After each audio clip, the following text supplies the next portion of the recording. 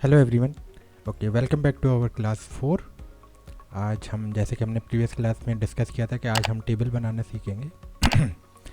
तो जैसे कि आप सबको पता होगा, आप सबने स्कूल अटेंड किया। स्कूल में जो है वो हमें टाइम टेबल मिलता था। तो आज टेबल के ज़रिए हम वही टाइम टेबल बनाने की कोशिश करेंगे। पहले ये सब कुछ डिलीट कर देते हैं जो हमने कल किया था। टेबल का टैग बना लेते हैं, टेबल। सही है। टेबल जो है वो बेस करता है दो चीज़ों के ऊपर। एक होता है टीआर, जो डिफ़ाइन करता है कि एक ग्रुप के अंदर कितनी चीज़ें आएंगी, ये ग्रुप बना रहा होता है। या इसको हम ऐसे भी कह सकते हैं कि ये टेबल की रॉ होती है। T for table, R for row, table row. अच्छा, इसके अंदर एक और टैग होता है टी डी। ठीक है, टेबल का डेटा टी डी। यहाँ सारा डेटा आ रहा होता है। इसको मैं सेव कर लेता हूँ, ब्राउज़र में जाके रिफ़्रेश करता हूँ, तो यहाँ हमारे पास डेटा लिखा हुआ आ गया। मैं एक और टी डी बना लेता हूँ और यहाँ लिख लेता हूँ डेटा 2, और वापस ब्राउज़र में जाकर रिफ़्रेश करता हूँ, तो मेरे पास डेटा के साथ जो है वो डेटा 2 लिखा हुआ आ गया। ठीक है। अच्छा, इसको मज़ीद टेबल वाली लुक देने के लिए मैं क्या करूँगा, बॉर्डर इक्वल टू 1। तो ये अब इसके बॉर्डर बने हुए आ गए। अच्छा, बॉर्डर के साथ सेल स्पेसिंग मुझे नज़र आ रही है। पहले मैं बढ़ा के दिखा देता हूँ cell spacing.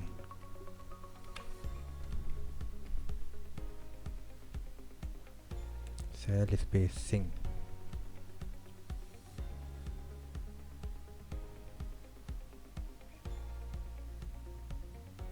Sorry spell mistake, cell spacing.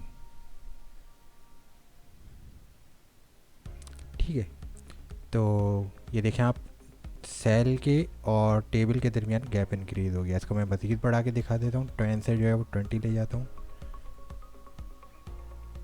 तो ये और मज़ीद बड़ा हो गया। अच्छा, इसमें एक चीज़ और होती है, सेल पैडिंग। सेल पैडिंग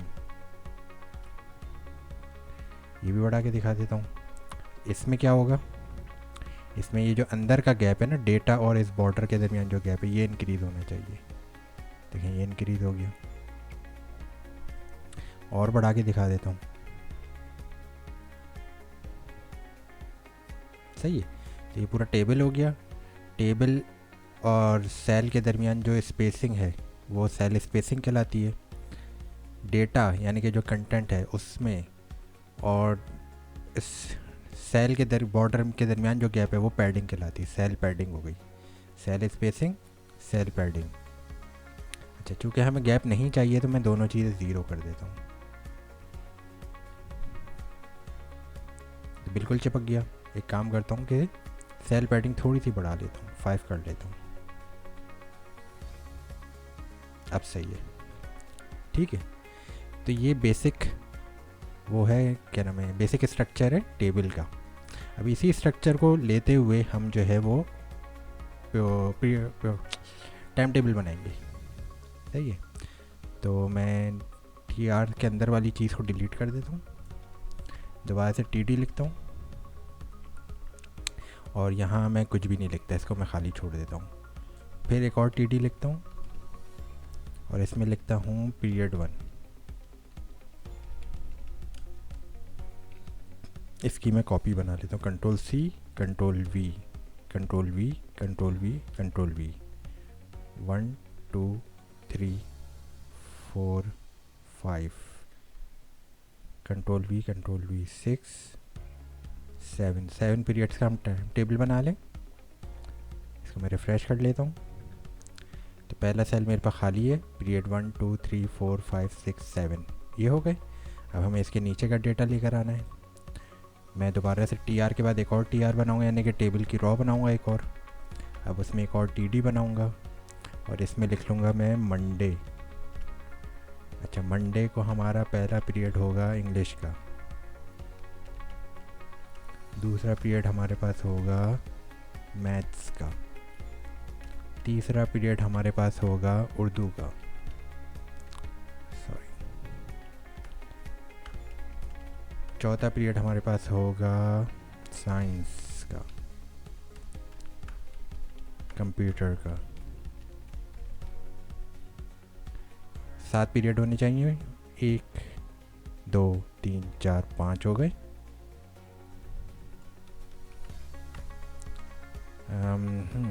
और बच्चों का कौन सा होता है? English, math, Urdu, science, computer.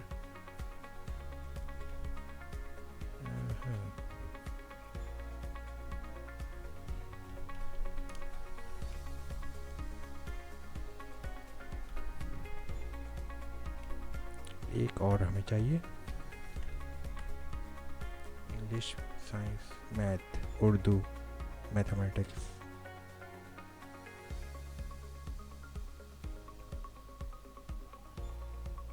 इस्लामियात।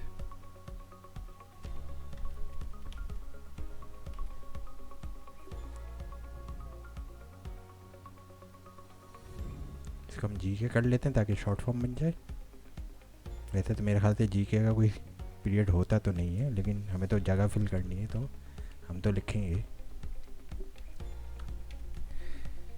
ठीक हो गया। अच्छा, ये हमारे पास सब्जेक्ट्स आ गए। अब मंडे आ गया, ट्यूसडे वेडनेसडे को इसी तरह कॉपी कर लेते हैं। मैं इस पूरे टी आर को यहाँ से लेके यहाँ तक जो टी आर है इसको कॉपी करता हूँ, यहाँ लाके पेस्ट करता हूँ। 1 2 3 4 और एक हमारे पास ऑलरेडी है, तो ये हमारे पास हो गया। ये पहला, ये हो गया मंडे, ये हो जाएगा ट्यूसडे, ये हो जाएगा वेडनेसडे, ये हो जाएगा थर्सडे, और ये हमारे पास आ जाएगा फ्राइडे। सही है।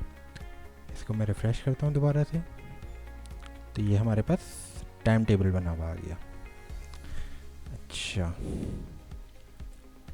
आप देख रहे होंगे कि अब ये काफ़ी लंबा हमारा पेज बन गया है। अच्छी बात है। इसकी वजह ये है कि HTML हमेशा हिरार्की फॉर्म में चलती है। हिरार्की क्या फॉर्म होती है कि पेरेंट के नीचे जो उसका चाइल्ड होता है, यानी कि जो मेन टैग होता है उसके अंडर जो भी टैग आ रहा होता है वो उसका चाइल्ड होता है। तो हिरार्की हमें बता रही होती है कि ये उसका चाइल्ड है। फॉर एग्जांपल, बॉडी का चाइल्ड टेबल है, टेबल का चाइल्ड TR है, TR का चाइल्ड जो है वो TD है।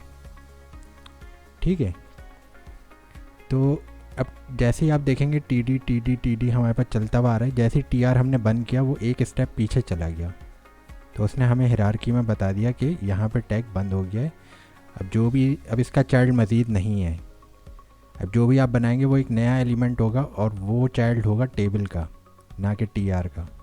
तो टेबल का नया चाइल्ड इधर से शुरू हो रहा है TR के नाम से। अब इस TR का जो दूसरा चाइल्ड है, जो पहला चाइल्ड है वो ये है, दूसरा ये है, तीसरा ये है। तो सब उससे नेस्टेड फॉर्म में आ रहे हैं, एक स्टेप आगे बढ़ के। तो जैसे ये TR क्लोज होगा, क्या होगा, इसका टैग वापस से पीछे आ जाएगा, ये वाला क्लोजिंग टैग। अब आप देखें मेरे माउस के साथ साथ, तो उसका TR जो है वो वापस से पीछे आ गया। इसी तरह करते करते जब मैं टेबल टैग बंद करूँगा तो देखेंगे वो भी एक स्टेप पीछे होगा TR से। देखें, ये टेबल टैग मैंने बंद किया, वो TR से एक स्टेप पीछे है। यहाँ पे गैप आपको नज़र आ रहा है रिवर्स का। इसी तरह जब मैंने बॉडी टैग बंद किया तो वो उससे एक स्टेप पीछे, और जब HTML बंद की पूरी तो वो उससे एक स्टेप पीछे। तो इस तरह हमें पढ़ने में आसानी हो जाती है। जब हम इस तरह स्क्रॉल कर रहे होते हैं हमें पता चल जाता है कि भाई यहाँ पे जो टैग बंद हुआ हुआ है और यहाँ से एक नया टैग स्टार्ट है, और ये वाला जो टैग है वो इसके अंदर नहीं है, वो इसके अंदर है। हमें पढ़ने में आसानी हो जाती है। तो ये कहलाती है हिरार्की फॉर्म। जैसे ऊपर आया देखें यहाँ पे ये एरो बने हुए आ रहे हैं ना, कि भाई ये यूज़र है, ये कंप्यूटर का नाम है, ये उसका डेस्कटॉप है, डेस्कटॉप के अंदर जो है वो इंडेक्स की फ़ाइल है, इंडेक्स की फ़ाइल के अंदर HTML का टैग है, HTML के टैग के दरमियान बॉडी है, बॉडी के अंदर टेबल है, टेबल के अंदर TR है जिसको हमने हाईलाइट किया हुआ है। और अगर मैं TD क्लिक करूँगा तो ये TR के आगे बताएगा कि आप TD के अंदर इस वक्त खड़े हुए हैं। और उसके अंदर अगर मैं टेक्स्ट पे चला जाऊँगा, नहीं टेक्स्ट को हाईलाइट नहीं कर रहा, सिर्फ टैग को हाईलाइट कर रहे हो। ठीक हो गया। तो ये है एक नॉर्मल सिनेरियो। तो ये हमने टेबल टैग यूज़ किया। टेबल टैग में दोबारा टाइप करके दिखा देता हूँ जो हमारे पास यहाँ पे नज़र आ रहा है। इस टेबल के बाद में एक और टेबल बना लेता हूँ। टेबल के जो बेसिक टैग्स हैं वो क्या हैं? टेबल टैग है, उसका बॉर्डर डिफाइन करते हैं हम, 1 या 0। अगर नहीं दिखाना तो 0, दिखाना है तो 1, उससे मोटा दिखाना है 2, उससे भी मोटा दिखाना है तो 3। वो आपकी मर्ज़ी है, आप जो भी नंबर दें। मैं यहाँ 1 दे देता हूँ। सेल की स्पेसिंग कितनी रखनी है ये आपके ऊपर डिपेंड करता है। मैं नॉर्मली 0 ही रखता हूँ और रखते भी डिफ़ॉल्ट पे 0 ही हैं। और सेल की पैडिंग कितनी रखनी है, मैं नॉर्मली 5 रखता हूँ, तो 5 रख ली मैंने। टेबल का जो पहला चाइल्ड होता है वो कहलाता है टी आर, यानी कि टेबल की रॉ, यानी कि जो हॉरिजॉन्टली होती है पूरी। इसके अंदर जो इसके सेल्स होते हैं, जैसे एक्सेल शीट में सेल्स होते हैं, उसको हम टी डी बोलते हैं। टी डी के अंदर हमारा डेटा आता है, डेटा 01, डेटा 02, डेटा 03।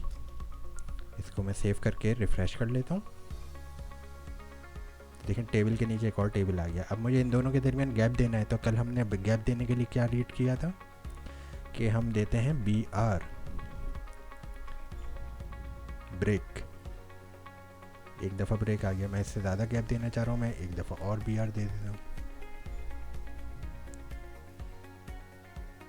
2 ब्रेक आ गए तो गैप बढ़ गया, ठीक हो गया। तो ये हमारा टेबल टैग है। अच्छा, टेबल टैग में अक्सर ये होता है कि 2 पीरियड एक साथ आ जाते हैं। फॉर एग्जांपल उर्दू के 2 पीरियड आ गए, या कंप्यूटर के जो है वो 2 पीरियड आ गए, या हमने देखा कि भाई इंग्लिश यहाँ पे कॉमन है, तो हमने बोला कि भाई ये इन सबको एक ही सेल के अंदर ले आओ। वो कैसे होगा?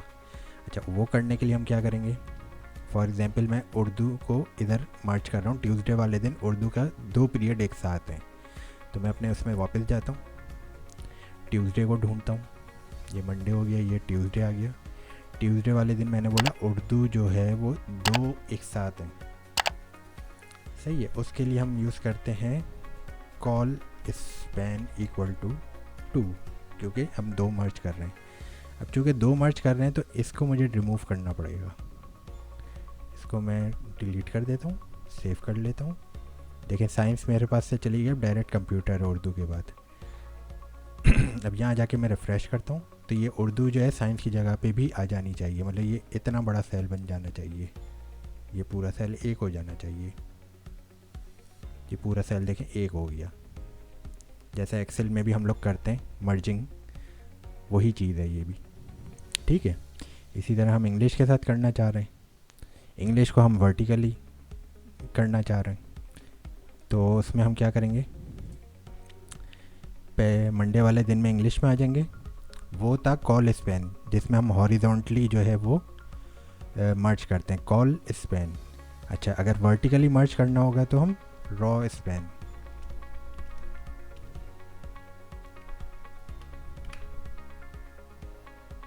तो अब हमें इंग्लिश सब जगह से हटाना पड़ेगा, यहाँ से भी हटाना पड़ेगा, 1 2 3।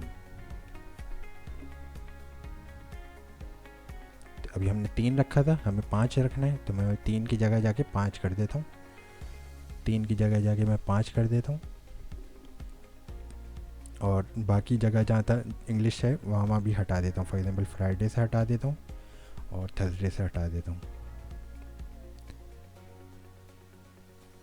हाँ, थर्सडे से तो ऑलरेडी हट गया है, लेकिन थर्सडे से ऑलरेडी हट गया है, इस वजह से वो एक सेल इस तरफ चला गया, लेफ़्ट की तरफ। ये देखें एक सेल हमारे पास खाली यहाँ पे आ रहा है, हालांकि यहाँ इस्लामियात आना चाहिए। तो मैंने उसे फिक्स कर दिया। मैंने क्या किया, रॉ स्पैन 5 कर दिया, तो ये 1 2 3 4 5 इंग्लिश जो है वो 5 की जगह घेर लेगा। मैं रिफ़्रेश करता हूँ, ये देखें 5 की जगह इसने कवर अप कर ली, ठीक है। इसको थोड़ा सा दोबारा रिवाइज कर लेते हैं। ये पूरा टेबल कहलाता है। टेबल की ये जो हॉरिजॉन्टली रॉज हैं ये टी आर कहलाती हैं, टेबल रॉ। और ये हर एक सेल जो है वो टी डी कहलाता है, ठीक है। अच्छा अगर हॉरिजॉन्टली आपको चीज़ें मर्ज करनी है तो वो कॉल स्पैन कहलाता है, और अगर आपको वर्टिकली मर्ज करनी है तो वो रॉ स्पैन कहलाता है। अगर आपने बॉर्डर डिफ़ाइन करना है टेबल का, तो वो बॉर्डर टेबल के टैग में शुरू में ही डिफ़ाइन हो जाता है। अगर ये बीच में आप जो गैप देख रहे हैं ये सेल स्पेसिंग कहलाती है। बहुत मामूली से जो गैप आप देख रहे हैं, इसको अगर मैं मज़ीद बड़ा करूं, अब तो गैप ख़त्म ही हो गया। अगर जूम करने से कर रहा हूँ तो वो ख़राब हो रहा है। बहरहाल, तो ये जो गैप है ये सेल स्पेसिंग कहलाती है, और ये जो गैप है मतलब सेल के अंदर वाला जो गैप है ये सेल पैडिंग कहलाती है। तो इसकी आप जितनी प्रैक्टिस करेंगे उससे ये आपको और ज़्यादा क्लियर होता चला जाएगा। एक दफ़ा, दो दफ़ा, तीन दफ़ा, चार दफ़ा, 5 दफ़ा वीडियो को बार बार रिपीट करके देखें, साथ साथ प्रैक्टिस करते जाएं, चीज़ें क्लियर होती चली जाएंगी। ठीक है, उम्मीद करता हूँ कि आप लोग खूब प्रैक्टिस कर रहे होंगे। जितनी ज़्यादा प्रैक्टिस करेंगे उतनी चीज़ें आप लोगों के फिंगर टिप पे आएंगी, और फिंगर टिप पे अगर आएंगी तो ही फ़ायदा होगा, देख के करने वाला मज़ा काम नहीं हो पाएगा। तो प्रैक्टिस करें, वीडियो को बार बार देखें, लाइक करें, शेयर करें, और दूसरों को ज़्यादा से ज़्यादा पहुँचाएँ। मैं देख रहा हूँ कि हमारे पास सब्सक्राइबर अच्छे मिल रहे हैं, तो इसी तरह अगर ये चलता रहा तो ये चैनल इंशाल्लाह बहुत जल्दी आगे निकलेगा। तो थैंक यू आप लोगों का देखने का, और सब्सक्राइब करने का, व्यू देने का, और कमेंट्स में मुझसे पूछिया करें जो भी सवाल वो करें। ठीक है, थैंक यू सो मच। कल मिलते हैं फिर एक नए टॉपिक के साथ HTML के। तो तब तक के लिए गुड बाय।